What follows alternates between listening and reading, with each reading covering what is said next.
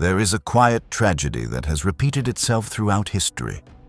The people who strive most sincerely to be honest, to be patient, to be forgiving, are often the very people who receive the least respect. They are overlooked, interrupted, taken for granted.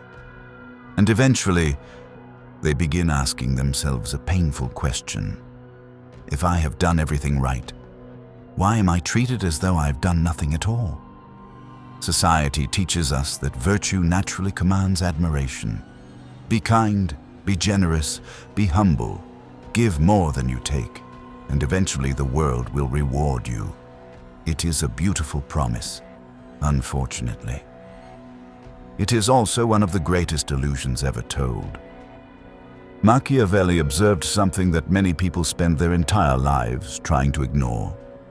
Human beings do not merely respond to goodness, they respond to power. Respect is rarely a moral judgment. It is a psychological one. People instinctively evaluate one another through invisible questions. How difficult is this person to manipulate? What happens if I cross them? Do they possess choices, or are they dependent upon my approval? These calculations happen long before anyone considers your kindness, and that is why virtue alone often fails. Not because virtue lacks value, but because it lacks force. History is filled with examples. Wise advisors ignored while flatterers gained influence. Honest men replaced by ambitious ones. Gentle rulers overthrown by ruthless competitors. The pattern repeats because human nature repeats. This is not cynicism, it is observation. A lion may be peaceful, but nobody mistakes him for prey.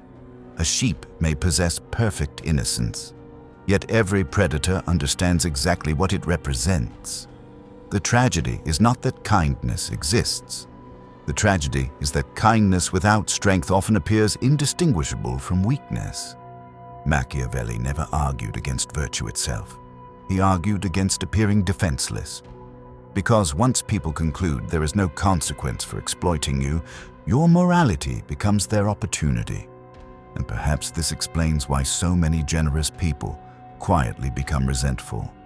Not because they regret helping others, but because they discover too late that generosity without boundaries creates entitlement. Every unnecessary sacrifice teaches people what they may continue demanding. Every unchallenged disrespect becomes tomorrow's expectation. Slowly, almost invisibly, the virtuous person begins financing their own loss of dignity. The painful irony is this: they believe they are buying respect, when in reality, they are teaching others exactly how little they expect in return. And this is where Machiavelli separates himself from conventional morality. He forces us to ask a question few philosophers are willing to confront. What is the value of virtue if no one feels compelled to honor it? Because the world does not simply reward goodness, it rewards perceived strength. And understanding that distinction changes everything. The greatest misunderstanding about respect is believing it is earned through intention. It is not. Respect is earned through perception. People cannot see your character. They cannot measure your integrity. They cannot feel your sincerity. They can only observe your behavior and draw conclusions. This is why two people can perform the exact same act of kindness and receive completely different reactions. One is admired, the other is dismissed. The difference is not their virtue. The difference is the image they project. Machiavelli understood that human beings are creatures of appearance long before they become judges of substance. Before people know who you are, they decide what you are. That decision happens in seconds. It is built from subtle signals. Do you apologize for things that require no apology? Do you constantly seek approval before speaking? Do you smile through disrespect to avoid conflict? Do you say yes when every instinct tells you to say no? Every one of these moments sends a silent message, not about your kindness, but about your boundaries. And boundaries determine status. Notice how people instinctively hesitate before interrupting certain individuals. Not because those individuals are louder, not because they are cruel, but because everyone senses that crossing them carries a cost. There is an invisible gravity around people who respect themselves. Their words carry more weight because they are spoken sparingly. Their silence creates curiosity instead of discomfort. Their refusal commands more attention than another person's endless agreement. Contrast this with someone who is endlessly accommodating, always available, always understanding, always forgiving. At first, they seem admirable. Eventually, they become predictable, and predictability weakens influence. The human mind rarely values what it assumes will always be available. This is why scarcity increases perceived worth, not only in markets, but in relationships. Your time, your attention, your approval, your presence. These become valuable only when they are not freely given to everyone. Machiavelli never suggested becoming cold for the sake of cruelty. He suggested becoming selective. There is an enormous difference. Selective kindness communicates choice. Endless kindness communicates need. People respect those who can walk away, not because walking away is inherently noble, but because it demonstrates independence. Dependence, on the other hand, quietly transfers power to everyone around you. The person desperate to be liked cannot negotiate. The person afraid of conflict cannot lead. The person who requires universal approval slowly becomes controlled by those willing to withhold it. This is why the virtuous are so often disappointed. They assume others evaluate intentions. Most people evaluate incentives. They ask themselves, what can this person do for me? What happens if I ignore them? Will they tolerate this? These questions are rarely spoken aloud, but they shape nearly every social interaction. And once people conclude there are no consequences, respect begins to disappear. Not all at once, but one small compromise at a time, one interrupted sentence, one broken promise, one unnecessary favor, until the virtuous person realizes they are surrounded by people who appreciate their usefulness, but not their value. That is the distinction Machiavelli wanted us to see. Kindness may attract people, but only strength determines how they choose to treat you. And unless virtue is protected by strength, it becomes vulnerable to exploitation. In the end, the world does not simply ask whether you are good. It asks something far more practical. Can you be ignored? For many virtuous people, that is the question they never realize they are answering every single day. There is a reason the wisest rulers in history sought not only to be admired, but to be formidable. Because virtue without power survives only at the mercy of those who possess neither. Machiavelli understood a truth that remains uncomfortable today. Power does not corrupt every virtuous person. Often, it protects them. Imagine two men. Both are honest. Both are compassionate. Both refuse to deceive others. The first man cannot say no. He avoids conflict. He fears disappointing people. His kindness becomes an invitation. The second man is equally compassionate, but he possesses something the first lacks, the willingness to enforce his boundaries. He speaks calmly, he keeps his word, but the moment someone mistakes his kindness for weakness, he responds without hesitation. Not with rage, not with cruelty, with certainty.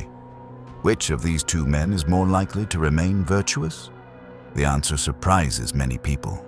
It is the second, because he is never forced to choose between his dignity and his morality. His strength preserves his kindness. The first man, however, slowly becomes exhausted. Every favor expected, every sacrifice unnoticed, every act of patience rewarded with another demand. Eventually, frustration replaces compassion, resentment replaces generosity, not because virtue failed, but because it was left defenseless. This is why Machiavelli believed that appearances matter, not to deceive, but to discourage exploitation before it begins.